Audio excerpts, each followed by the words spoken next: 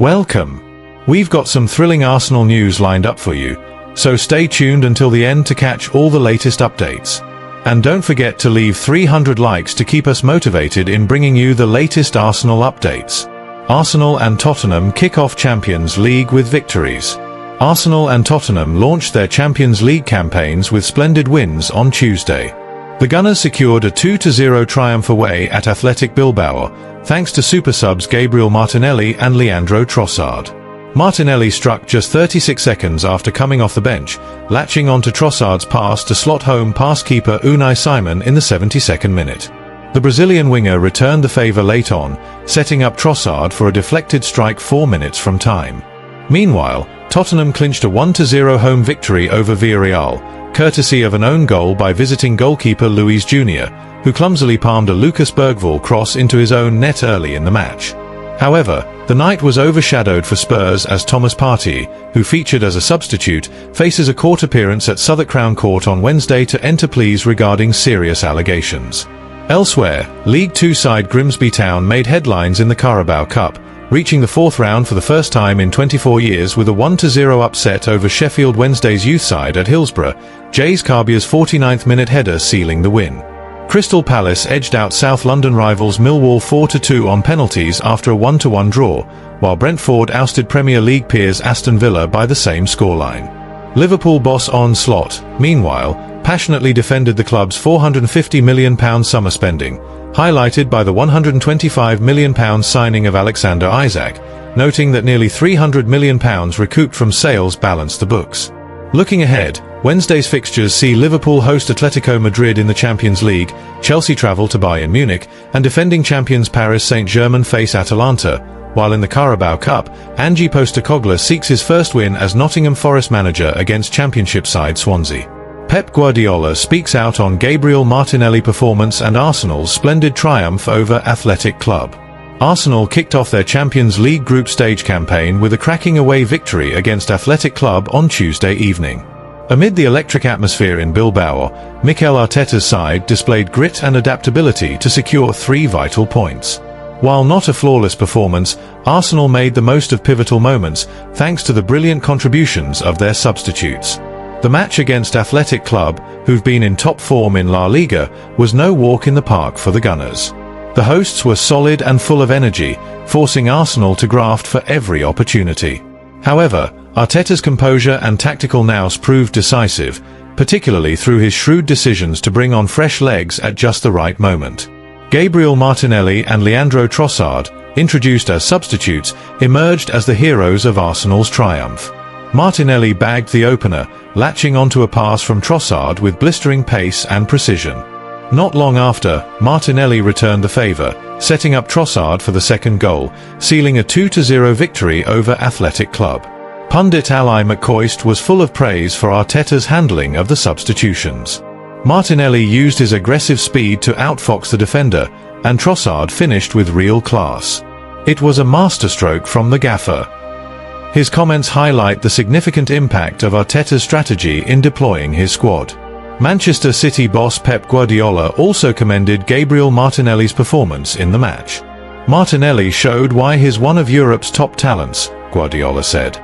His speed, sharpness, and ability to deliver in big moments are special. Mikel has done a great job in developing him, and it was clear tonight.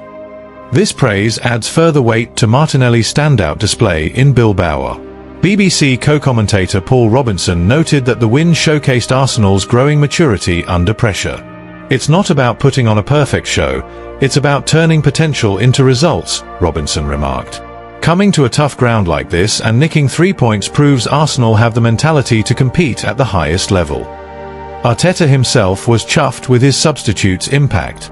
We're always banging on about how our finishers need to make a difference, and Gabby and Leo were absolutely superb, Arteta said. Every player, even those who came on for a brief spell like Piero Hincapié and Christian Norgård, showed the spirit we need to win loads of matches.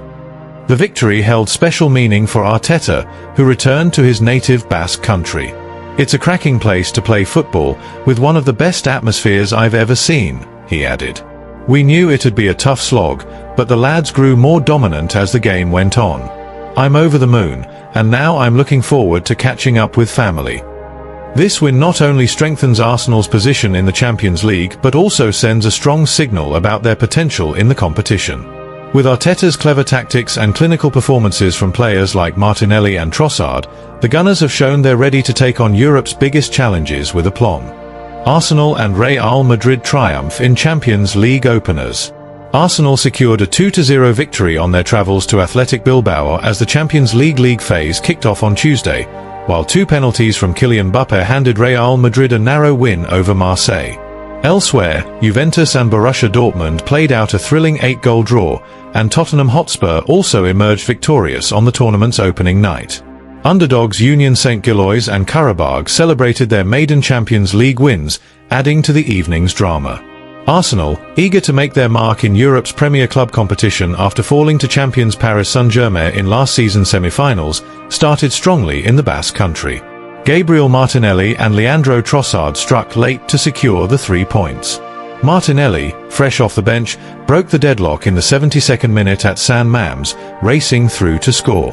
Trossard, another substitute, sealed the win in the dying moments with a goal from a deflected effort. We grew into the game as it progressed.